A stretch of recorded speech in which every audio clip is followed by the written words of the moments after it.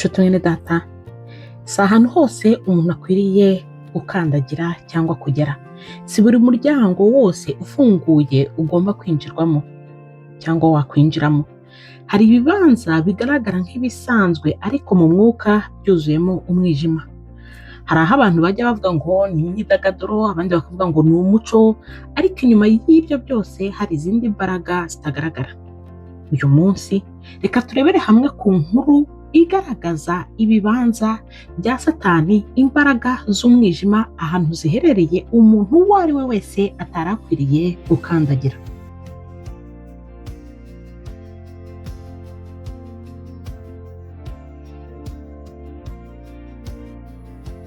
Akenshi iyo mvuga inkuru za Bibiliya mba nshaka kuzisangiza n'ubuzima busanzwe bwo muri isi kugira ngo umuntu ari wese wumva izi nkuru abashe gusobanukirwa byimbitse, cyane ko Bibiliya ibyo Yesu yagiye avuga yagiye abivugira mu migani. Reka nguhe urugero rwo mu buzima busanzwe bworoshye kugira ngo wumve kuri iyi nkuru tugiye kuganiraho. Ese wari wabona ku bantu wenda batunze imbwa mu ngo zabo? Akenshi bandika wenda no ku gipangu bakavuga ngo hano hari imbwa iryana, ntuhegere. Iyo wibeshye ukinjira utabiherewe uburenganzira, yambwa irakwataka, yambwa irakurya. Bivuga ngo uba ugeze mu kibanza cya yambwa, ahantu yemerewe kugenzura wowe utemerewe kugera. Urwo ni urugero rwa mbere. Reka nguru rwa kabiri. Ese wari watinyuka ukajya mu murima w'umuntu runaka, ahantu yaguze wenda ikibanza cye, wowe ugatangira ukakijyamo, wenda uri gutambukamo. Nyir'umurima yakubonye akubaza icyo uri gukora mu murima we. Ashobora kukoherereza abagukurikira, abagomba kugukurikirana, abakwica, yewe aba yanakwiciyemo. Ntacyo yabazwa kuko niweho wamwiyenjejeho, wageze mu murima we. Ibyo nibyo nshaka kukwereka, ahantu hatandukanye, ibibanza bitandukanye, cyangwa imirima itandukanye ya Satani abantu biha gukandagiramo.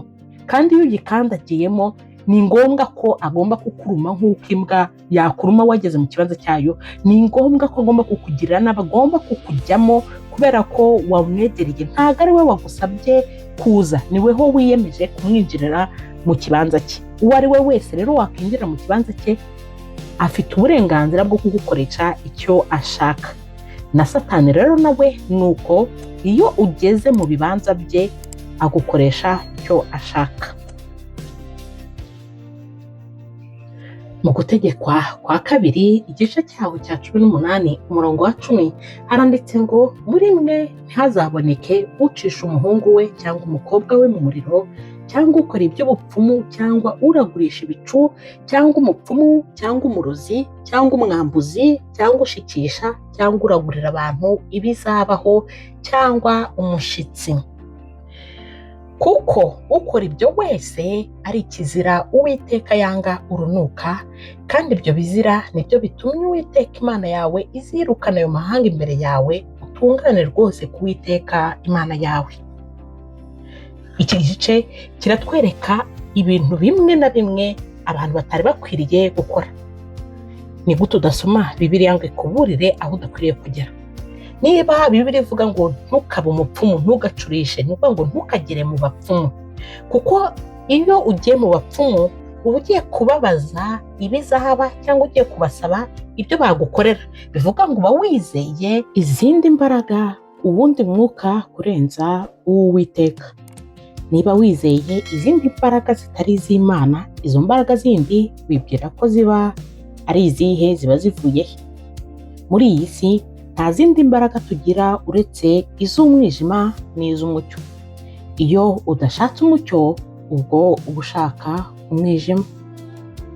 Iyo ugiye ku mupfumu uba winjiye mu kibanza cya Satani. Ikizakubaho cyose nyuma yo kujya ku mupfumu ntuzagire uwo ukibaza, kuko aho ngaho uba winjiye mu kibanza cya Satani. Aha kabiri, abantu bakunda gukoresha ibintu by'amakarita. Ugasanga arakina ibintu by'amakarita akakwereka, akakubwira ngo do bitewe n'iyi karita ngo dore ubuzima bwawe ejo buzagenda gutya, cyangwa se ubukwe bwawe, cyangwa se icyo bitewe n'icyo musabaga, amafaranga ugomba kuyabona bitewe n'ayo makarita. Ni ukuvuga ngo uba wizeye ko ayo makarita afite imbaraga kurenza kuba wabaza Uwiteka icyo wowe washakaga kumenya. Ayo makarita nubwo ubibona ari ibintu bisanzwe uvuga ngo ni ikarita, ariko ziba zirimo umwijima. Icya gatatu, nakubwira ku bantu bakunda kujya gushaka abantu bakunze kwitwa aba medium. Aba medium ni abantu bakunda kumera nk'aho bagusinzirije, bakagira amagambo bakubwira kugira ngo bakubwire ngo dore ngo iruhande rwawe, imyuka yawe, ubuzima bwawe uko umeze, cyangwa se bakakuhuza n'abapfuye, bakakubwira ngo dore umuntu wawe wapfuye, ngo dore icyo ari kukubwira, ngo dore ibi n'ibi. Mbese amera ku buryo nk'aho ari umumedium nyine, ari hagati yo kukubwira ngo wowe uri ku isi dore ibyo utabona biri in spirit ibyo ari byo. Imana yavuze ko nta yindi myuka dukwiye kuvugana nayo.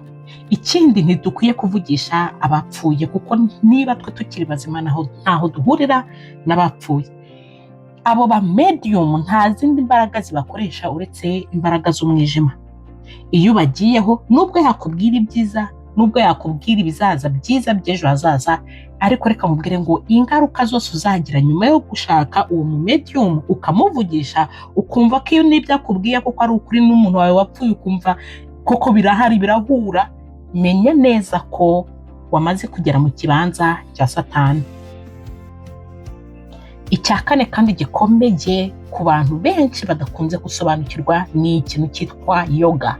Yoga abantu bakunze kuyifata nk'aho ari siporo, ariko reka nkwinginge, singiye kukubwira ibintu birambuye kuko sinshaka kugukonvenka ku byo njyewe namaze kumenya.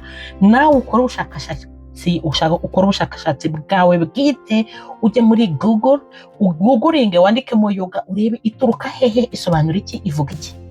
Uzamenya byinshi, uzanashakishe wenda n'ubuhamya bw'abantu batandukanye bakoraga yoga, ibyababayeho.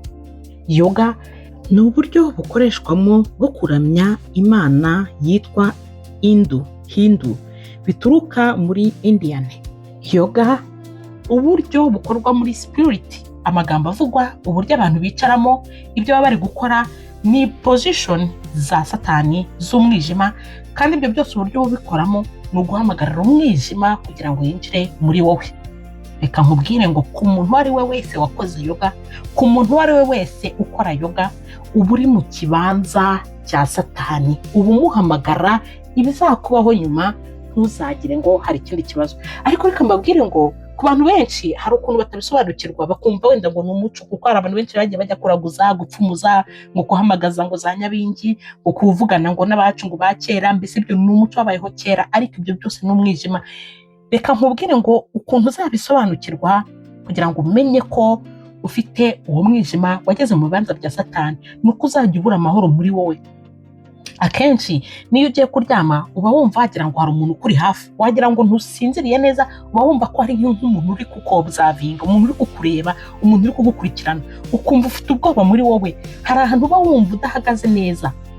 Nshuti mwene data, niba ibyo bintu bijya bikubaho, menya ko wageze mu kibanza cya Satani utabizi. Menya ko wari ukwiye guhindukira ukegera Uwiteka. Umva hanavuze byinshi, ariko reka nongereho wenda imihango ikorwa n'aba Freemason n'aba Illuminati. Hari imihango itandukanye bitewe n'ahantu utumizwa, abantu ugasanga bafite ukuntu ngo bavuga ngo bagira uko bakata izo nyama, bagira igihe bazirira, bagiriye amasaha bakoreraho ibyo bintu. Ibintu byose uzajya ubona utari gusobanukirwa nabyo wibyinjiramo, kuko ikintu cyose kitari umucyo kiba ari umwijima. Ikintu wumva nawe uri kugeraho doubt, ukakibaza ukavuga ngo iki kintu kubera icyo ari uko kimeze, hunga hakiri kare, kuko aho uri kwegera umwijima. Kandi Satani nakwinjiramo ntuzavuge ngo yakwinjiyemo, kuko ni wowe ubwawe wamwiyenjejeho kuko wageze mu kibanza cye. Ikindi kintu mwene data wari ukwiye kwitondera ni ukureba filime ziteye ubwoba. Ntabwo mvuga filime wenda za zindi z'abantu barwana, ibyo ni ibindi bindi. Ni kukubwira za filime zagiye zikinwa bakwereka ngo umwana wenda wabaye possessed, wagiyemwo amadayimoni cyangwa uri gukoreshwa n'amadayimoni. Hari indirimbo zikinwe nyuma izo ndirimbo ziba zituruka ikuzimu. Hari ukuntu ziba zifitemo n'amajwi ukuntu ukumva ni ibintu biri kugutera ubwoba, ariko se kuki unabireba ukumva ntushaka kubireka kandi wowe ubwawe wumva biri kugutera ubwoba? Ziriya filime zose z'abantu bagaragazwa uburyo bagiwemo n'amadayimoni n'uburyo bari gukoreshwa n'amadayimoni, izo filime zose ni iz'umwijima, ni iz'ikuzimu. Iyo uzireba uba uhamagara umwuka w'umwijima kwinjira mu buzima bwawe. Ntakubeshye, umunsi wa mbere narebye izo filime nari mukuru pe, nari mfite imyaka 28, ariko ndakubwiza ukuri iryo joro naraye hari ibiniga, ntabwo nigeze mbasha gusinzira. Nagiye kuryama numva hari ikintu, nkumva wagira ngo hari nk'umuntu uri hafi aho ngaho utari gutuma mbasha gusinzira, nkumva ko hari umuntu uri kundeba. Numvaga ntakabaye ndyama ahantu hafunze, ahantu hataka umuriro, ariko nari mfite n'umuntu uryamye ku ruhande. Ariko ndakubwiza ukuri ngo natangiye gusinzira mu ijoro numva ndi kunigagurwa, numva mbese meze nk'uri gupfa, kubera ko nageze mu kibanza cya Satani. Niyo mpamvu mvuga ngo nawe nkuburire mwene data, ntukarebe filime zose zigaragaza uko Satani akora, uko yinjira mu bantu, uko abantu bavuga mbese barimo amadayimoni, kuko ibyo byose ni iby'umwijima. Iyo ukunda ibintu by'ubumaji, aba bantu ngo baba bakora maji akakwereka ngo dore uko ibintu bigenze. Hari abantu benshi bakora ibintu by'ubumaji bakoresheje imbaraga z'umwijima.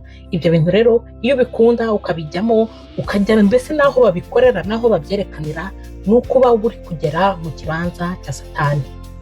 Abandi bantu ni abantu b'abarozi. Abantu b'abarozi nta zindi mbaraga baba bakoresha, ni iz'umwijima, kuko baba baroga abantu b'Imana, Imana yaremye, bakica abantu Imana yaremye.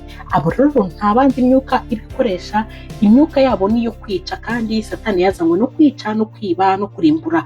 Iyo rero hari abantu bica abandi bantu, nuko baba bafite wa mwuka wa Satani wo kwica. Rero iyo wegera umuntu w'umurozi ukamusaba uburozi, nuko ataba ari wowe wabukoze, ariko ukabumusaba, uba wageze mu kibanza cya Satani. Rero umwana w'Imana ntabwo yarakwiriye kugera ahantu hameze gutyo, ahantu hose atandukanye, kuko nubwo wakwibwira ngo ufite mwuka wera muri wowe, ukinjira ahantu hari umwijima, uwo mwijima uzazimya umucyo wari uri muri wowe, kuko winjiye aho utagombaga kugera, winjiye mu kibanza cya Satani kandi utarukwiriye kukigeramo. Wikwiyenza, natanye nkubwira ngo iyo ugeze aho imbwa iherereye ntabwo uzahagera ngo uvuge ngo ugiye kuyirwanya, ahubwo izakurya. Wikwiyenza rero uvuga ngo mfite Imana muri njyewe, ngo ngiye guhangana na Satani, ngo ujye mu bibanza bye, ahubwo irinde kugera aho hose aherereye. Umwana w'Imana ntaba aho umwijima uri, ahubwo wari ukwiye gukomeza ukaba umucyo mu buzima bwawe bwose. Icyo rero nagusaba bene data, niba warigeze kugera muri izo nzira zose, warigeze kuzinyuramo, cyangwa warageze mu bibanza bya Satani aho aherereye, yaba ari ibyo utari uzi witwaga ko ari ibintu bisanzwe, yaba ari ayo makarita bakoresha, yaba ari izo za yoga abantu bajyaho ngo bibwira ngo ni za siporo, mwene data icyo nagusaba ni uko wasaba Uwiteka kukuba hafi, ukihana, ugahindukira. Kandi ni ukuri twagufasha, twafatanya gusenga, wakwandika muri komenti, wanyandikira kuri telefone, kuri WhatsApp, byose birashoboka, tukabana hamwe tugasaba Uwiteka kugira ngo akore imirimo muri wowe. Reka rero ngusabe ntugende udakoze like kuri iyi nkuru, kandi n'ukuri ukore na share, kugira ngo uwo ari we wese nawe utaruzi ibi bibanza bya Satani aho biherereye, wenda wajyaga abigeramo, nawe abashe gusobanukirwa, abashe kugaruka mu nzira. Reka rero ngusabe unakore na subscribe niba utarayikora, ndetse nkomeje gushimira na buri wese wakoze subscribe. Imana iduhane umugisha.